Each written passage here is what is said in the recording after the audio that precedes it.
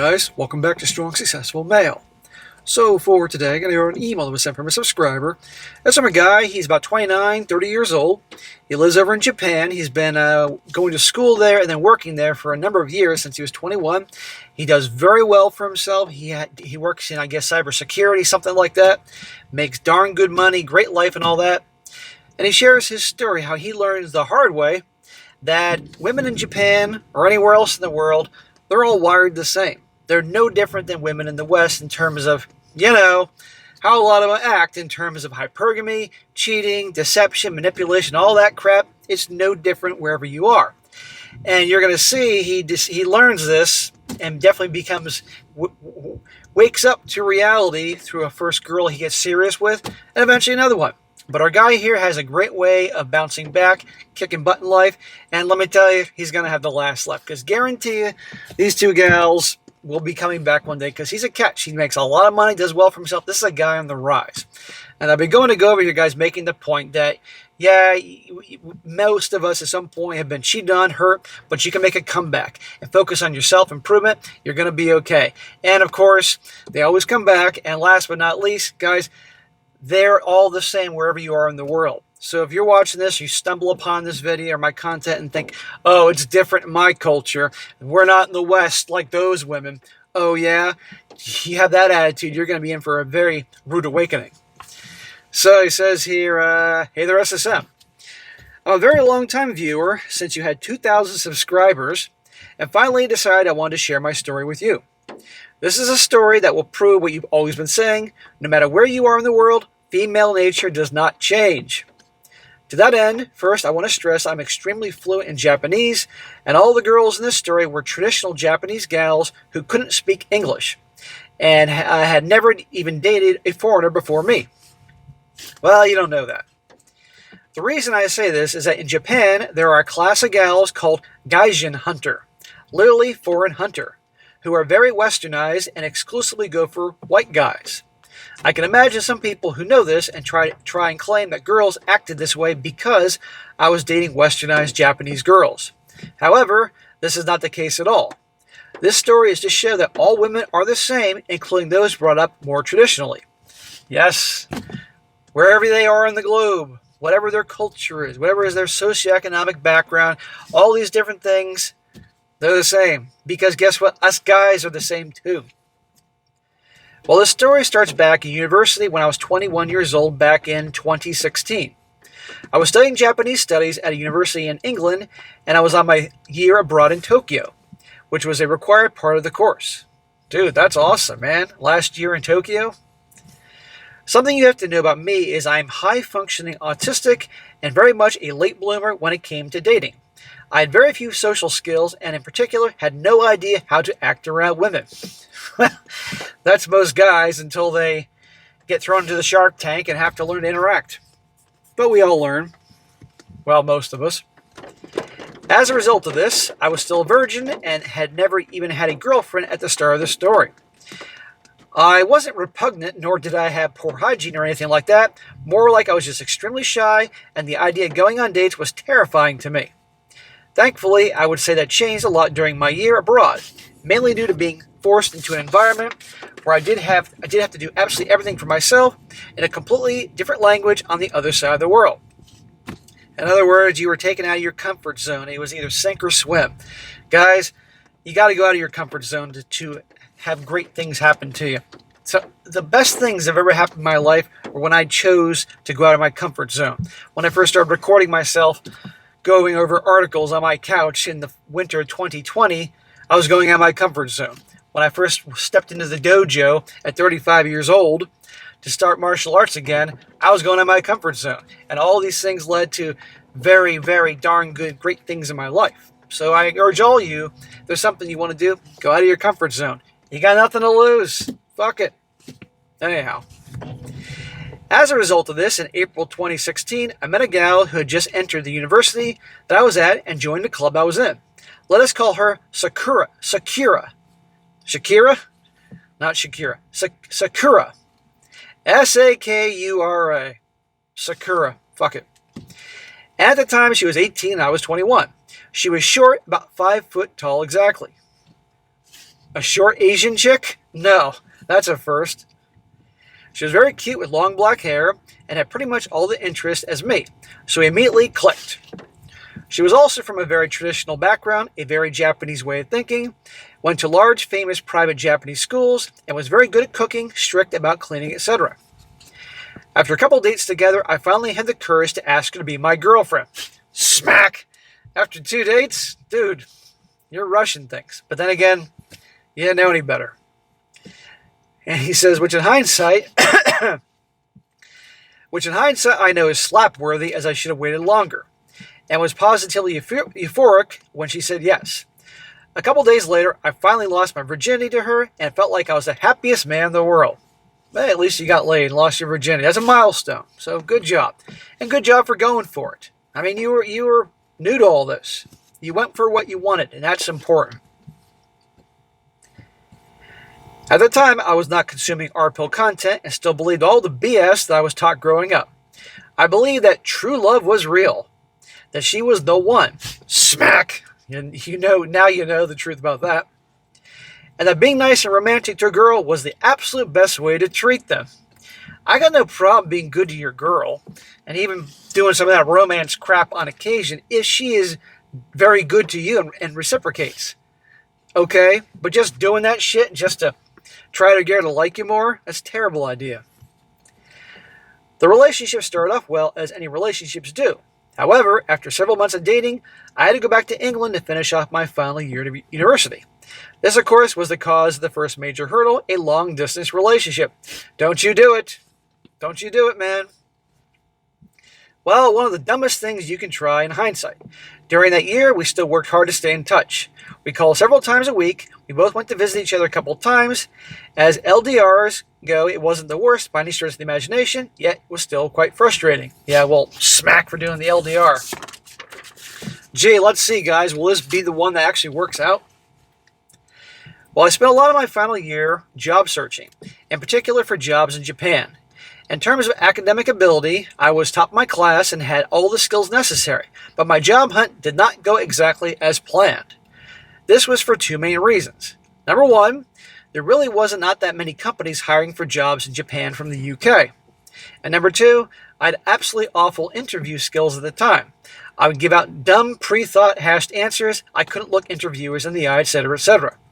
Well, this is where practicing your social skills is vital, because if you can't connect with someone in an interview, unless you are truly in high demand, that's going to be a problem.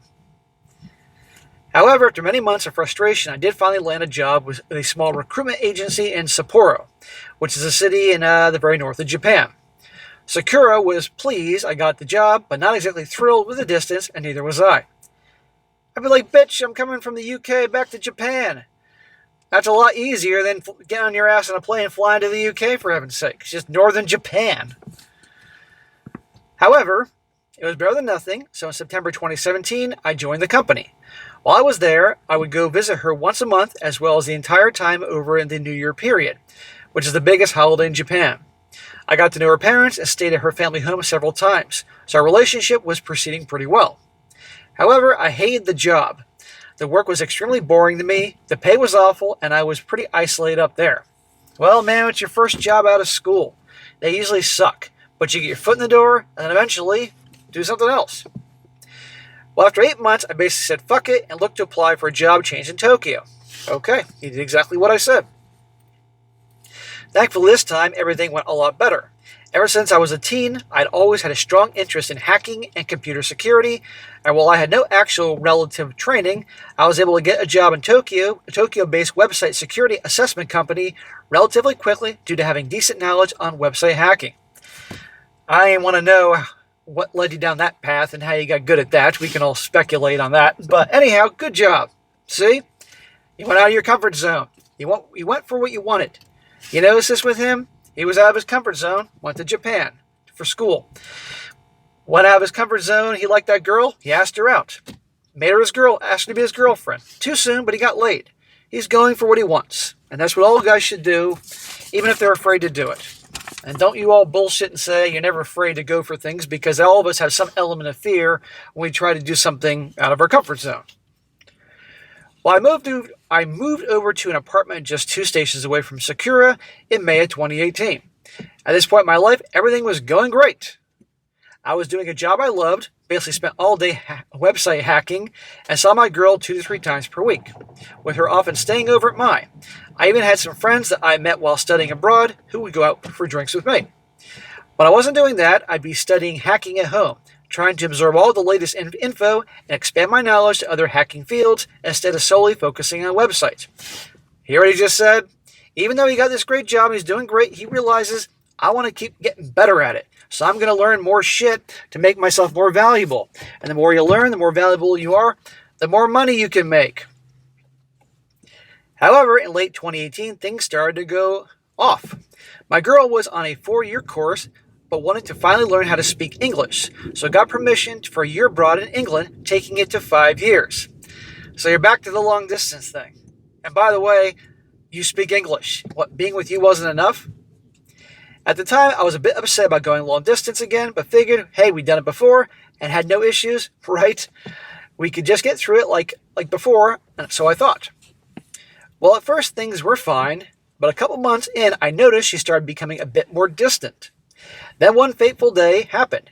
I was using Facebook, and suddenly in the suggested friends section, I saw an account with her picture and surname, but in the English first name of Sarah. Quite a few Japanese people like to give themselves an English name abroad to make it easier to pronounce it, so that would make sense.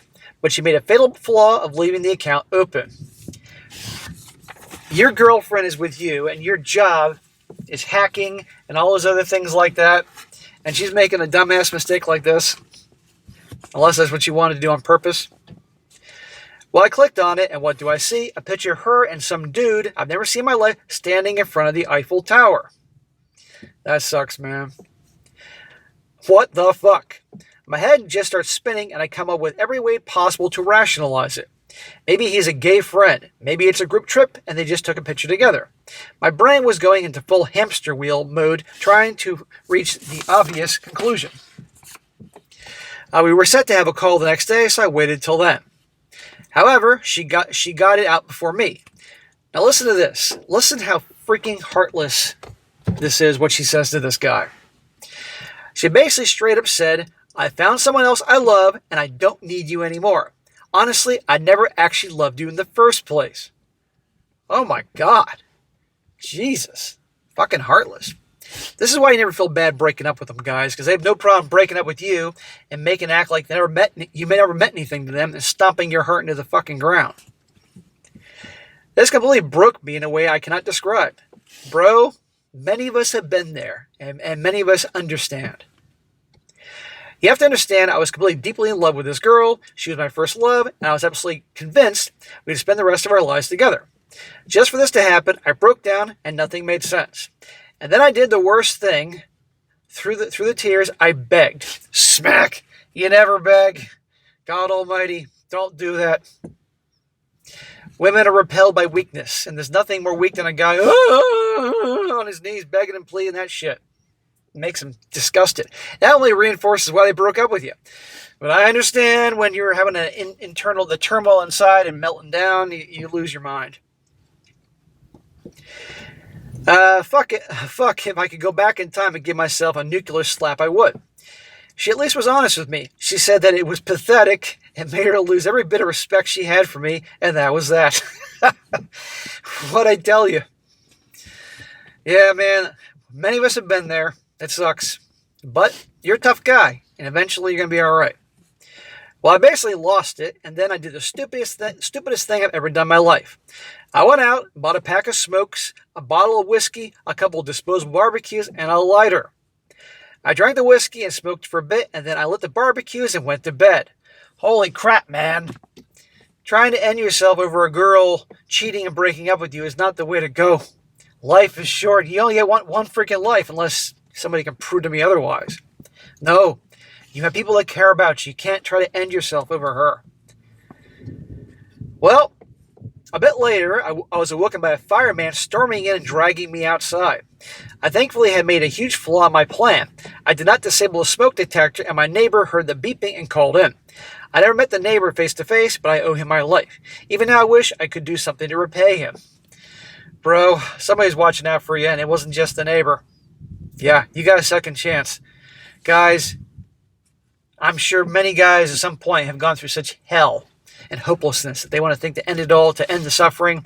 Guys, you got to find a way to not get around that. Find somebody that cares. There's got to be one person in your life that cares. Get help. Really. After that, I was sent to a shrink and forced into a mental hospital for 2 months. It was awful. Just complete boredom and spending days drugged up on everything. Yet it was much better than being left on my own devices at the time. Thankfully, my company was understanding and put me on temporary illness leave. When I was finally discharged, I was still heavily depressed, but the ideas of ending myself had gone away. To think I almost ended over a fucking whore. How fucking stupid am I? Bro, many guys out there have done that or come close over a effing WHORE. You have company out there, but it's not worth it. I went home and just spent most of my days in my room staring at the wall. Everything felt lost and hopeless to me. This continued for months.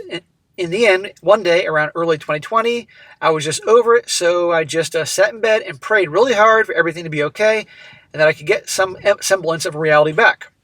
To my amazement, that prayer worked, as the next day I woke up completely refreshed and actually feeling good. Thank God, man. I felt alive and happy, so I decided to start getting back on my feet. Yes, that's what you do. It's very tempting when you're depressed and feeling hopeless to stare at the wall and just eat and drink and, just ruin yourself. You can't do that, guys. I'm okay with like one bad weekend that you stay locked in the room and sing the blues and eat a lot of crap. Then you got to get up and you got to start making shit happen. Even though it's hard, you don't want to. One of the first things I did was I was searching for things online and I found R-Pill content. Aha! And this is when I found your channel. Bro, obviously the big guy, obviously the Lord, and the YouTube algorithm helped you find me. That was when I was getting started. I think I first booked the channel name in the first week of 2020. And then I first started pumping out videos like the third week in February 2020. And they were horrible, but I got better. So I'm glad you found me. I'm glad I helped. I found out that I am by no means alone out there and that everything I was doing wrong. This was the start of a big transformation for me. I changed my personality, my fashion, I got a good haircut, and I learned to style it properly, and I got more confident in myself. I started going out and picking up chicks as well as meeting them on local dating apps. Wonderful. It sure beats staring at the wall and feeling sorry for yourself. Good. You made necessary changes to your appearance. You went for things. I'm sure that helped your confidence. And you're getting chicks. And you probably, after your bad experience, had a I don't give a shit attitude, which is going to attract women anywhere around the planet. And also, you're a white. A lot of gals ever like white guys. I had zero interest in relationships again, but I still wanted sex. Welcome to the fucking club. And honestly, the results were incredible. I was getting many likes on dating apps, and I had to ignore a lot of them, and was basically hooking up maybe 3 to 4 times a month on average. Good job. Just as long as you wear protection, and don't fall in love with these bimbos. At this time, I also put more effort into my work again. There you go, working on the purpose. One thing I started to do properly is something called bug bounty. This is where you find vulnerabilities in various major companies, and they pay you for the bugs you find in accordance with that severity. Payments for these bugs can be quite high. For major companies, you can earn $50,000 to $100,000 for one critical bug. Holy shit, that's a line of work to be in. It took me a long time to learn the skills, but in 2021, I made 30 grand jumping up to around 170 grand in 2022, which I was earning on top of my job. Okay, so you had your regular job, but then you got into this bug shit, and the first time around, you got like 30 grand, but next thing you know, you're doing more of these, then you made an extra 170 grand in 2022. Awesome, man. And this is all stuff you enjoy. I even got invited to several invite-only live hacking events held around the world. At this time, I also moved jobs from my web security job to a red teaming position at a major consulting firm. See that, guys? Grind. Grind, grind, grind. You don't see him trying to find a new girlfriend, do you? No. He's getting some ass. He's making some changes to his appearance, personality, focusing on his job that he enjoys. I wish all guys out there could do something that they can make good money doing and something they enjoy. But notice all along, he's learning new skills to move up. A lot of guys out there think I should just learn the skills in college, and that's it. And I should get paid a lot of money out of college right away, and I should keep getting big raises and promotions. It doesn't work that way. You got to make yourself valuable in some capacity. For those who don't know, red teaming is where you conduct full-scale mock cyber attacks in the same way criminal groups and nation-states do, including creating viruses and phishing sites and sending them to employees, infiltrating internet-facing servers, and also attacking vulnerabilities and misconfigurations in internal systems in order to find a way to steal extremely sensitive data. Again, this is all like testing and shit like that. This came with a 2.5 times salary increase. And while I had to do a lot of studying to make up on areas I wasn't well versed in, it was very enjoyable and extremely worth it. Awesome.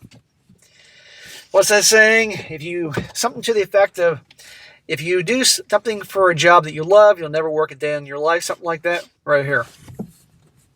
I enjoy my new job even more than my last one due to how much more lenience we get in the methods we use for an attack, and the extra opportunities to further my knowledge. This has continued for several years. I'm making fantastic money from both my main job and bug bounty, and I'm very well respected in the Japanese hacking community and have been having fun with the cute girls left and right. Awesome. I think when the time is right, man, you ought to really consider starting your own company. Maybe get together with a couple guys that are like you, driven, hardworking, willing to take risks, and then you can get paid by fucking Microsoft or Amazon or whoever the 50 to 100 grand instead of that going to the company you're working for and you get a cut. Seriously, think about that. When the time is right, you like to go for it. You like to go out of your comfort zone. That's a major leap. You may have a non-competition clause you sign with your company, but explore that. I'll come back to that later. However, here we go. We have a however here. The story isn't over yet. However, in late 2024, I started to think maybe I should try for a relationship again. Smack! Yeah, how'd that work out the first time? Now, in fairness, he has learned a lot since then. So he's thinking, maybe, Although I never ever wanted marriage or kids, I even got a vasectomy in 2021. Hey, there you go. I got on a more relationship-focused dating app, and after a few weeks, I got a like from a girl we shall call Saki. Saki, huh? Every time I hear Saki, I think of that scene in the Tom Cruise movie, The Last Samurai, when he's a prisoner by Sakamura, and he's yelling, Saki! Because he would drink constantly to, help him forget the bad memories from the Civil War. At the time I was 29, she was 24. She was absolutely everything I wanted. I'm massively into metal and the style that goes with it.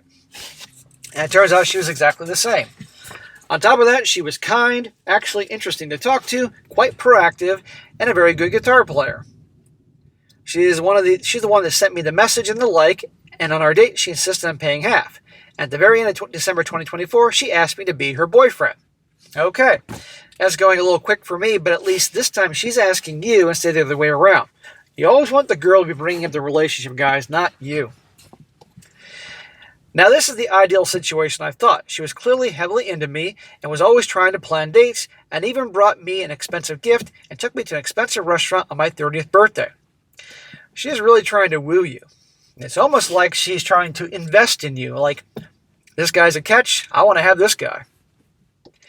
Also, while she did love metal, this was about the only Western influence she had. She wasn't watching weird Western TikToks. She couldn't speak English at all. She wasn't into Western films or media besides metal bands. And her mindset was quite Japanese. Or quite traditional Japanese.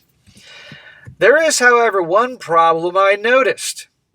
She is a major metal fan. And would do her best to meet bands coming to Japan, including waiting at the airport, going to meet and greets, etc. Oh, hell no. This is a bad idea. This girl's a groupie. Really waiting at the airport for the band to come out? She also often added the band members on Instagram as well afterwards. Now, this itself was a red flag, but as she was talking about it and actually showing me the conversations with them, it put my mind at ease for a bit, although still on alert.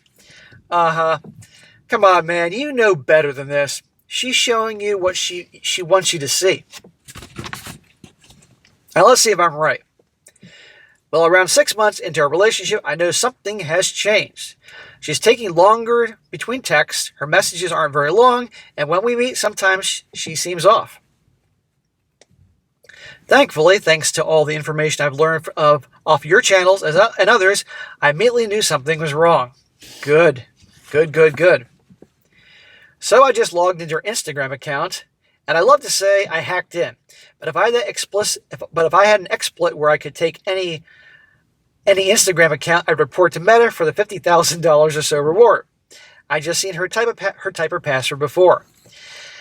Yeah, man, you found a hack on Instagram. I guarantee Mark Zuckerberg and all his cronies would most certainly pay you 50 grand. That curly head motherfucker's paying billions for the top AI guys. He could shell out 50 grand to you.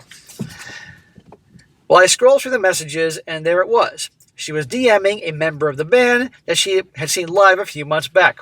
What'd I tell you about the groupie thing? She was telling him how she can't wait to be with him forever. How she couldn't wait till the next tour in Japan, and when they came she could stay in his hotel room.